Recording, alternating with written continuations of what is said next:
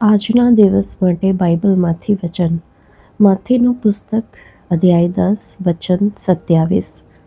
હું તમને અંધારામાં જે કહું છું તે તમે અજવાળામાં કહો, ને તમે કાને જે સાંભળો છો તે ધાબાઓ પરથી પ્રગટ કરો. કેટલીક વાર પરમેશ્વર આપણને અંધકારના અનુભવો અને શિસ્તમાંથી દોરી લઈ જાય છે, જેથી કરીને તે આપણને તેની વાત સાંભળવાનું અને અધીન થવાનું શીખવે.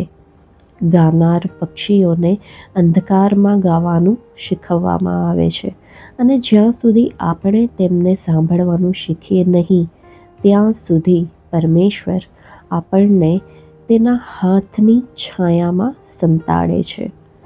હું તમને અંધારામાં જે કહું છું. જ્યારે પરમેશ્વર તમને અંધારામાં મૂકે ત્યારે ધ્યાન આપો, અને જ્યાં સુધી તમે અંધકારમાં છો ત્યાં સુધી તમારું મોં બંધ રાખો. શું તમે તમારી પરિસ્થિતિઓમાં અથવા પરમેશ્વર સાથેના જીવનમાં હાલમાં અંધારામાં છો?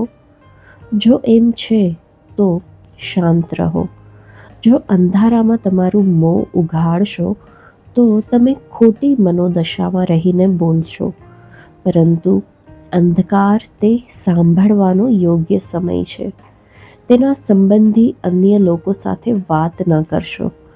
અંધકારનું કારણ જાણવા માટે પુસ્તકો ન વાંચશો. ફક્ત સાંભળો અને આજ્ઞા પાલન કરો. જો તમે અન્ય લોકો સાથે વાત કરશો તો પરમેશ્વર તમને જે કહી રહ્યા છે તે સાંભળી નહીં શકો. જ્યારે તમે અંધકારમાં છો ત્યારે સાંભળો, અને જ્યારે તમે અજવાળામાં પાછા આવશો ત્યારે પરમેશ્વર તમને બીજા કોઈ વ્યક્તિ માટે અમૂલ્ય સંદેશ આપશે.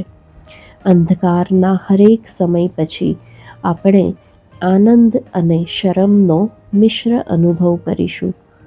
જો ફક્ત આનંદ થાય છે તો મને શંકા થાય છે કે શું આપણે પરમેશ્વરને ખરેખર સાંભળ્યા છે કે કેમ.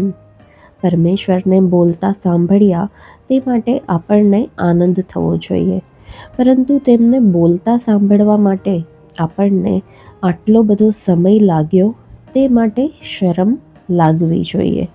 અને ત્યારે આપણે પોકારી ઉઠીશું કે પરમેશ્વર મને જે કહી રહ્યા છે તે સાંભળવામાં અને સમજવામાં હું કેટલો ધીમો છું. અને છતાં પણ પરમેશ્વર આ કેટલા દિવસો અને અઠવાડિયાઓથી કહી રહ્યા છે.